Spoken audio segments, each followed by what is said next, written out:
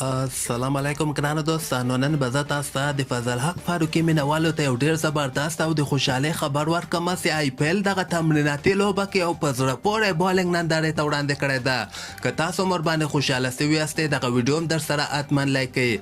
زه به تاسو ته وایم چې آی پی ایل خو که خیر دغه یو څو ورځې وروسته به که خیر شروع سي، خو دغه نه مخکې دغه ټیمونه چې کوم دي دغه خپلو کې تمریناتي لوبې ترسره کوي. دغه کیمپ هم لګېدلی ده، خو دغلته د سنرایزرز حیدرآباد ټیم چې کوم دی، یعنې فضل حق فاروقي دوی ټیم دغه هم خپله هسې تمریناتي دوستانه لوبه ترسره کړه چې په دغه لوبه کې فضل حق فاروقي یو په زړه پورې بالنګ نندارې ته وړاندې کړې ده. په دغه لوبه کې د فضل حق دوی ټیم اول بیټنګ ترسره کړی و. په 60 اوړو کې 140 رنزه ټارګټ هغه بل ټیم ته ورکړی و.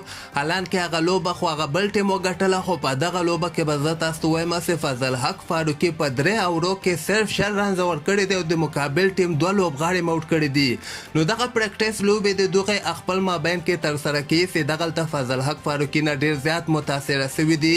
فضل حق فاروقي ما خپله نوې مرکه کې دا خبره کړې وله چې ما نه دغه کوچنګ سټاف چې کوم دی ما ته ډېر ډاډ راکړه او دغه راته وویلې چې تا کې هېڅ کمی نشته ده، تا سره یارکر هم شته ده، تا سره بال دې هم سوینګېږي، نو ته خپله محنت کوه، خپل ځان باندې اعتبار وکړه، ته به کولی شې چې د آی پی ایل کې هم ډېر ښه وځلېږي او خپل یو نوی نوم پیدا کړي. نو په دغه تمریناتي لوبو کې فضل حق فاروقي ته پکار ده چې نور هم ډېر ښه وځلېږي او دغه کوچنګ سټاف ورنه متاثره سي او د آی پی ایل هغه مهمو لوبو کې هم دته چانس ورکړي.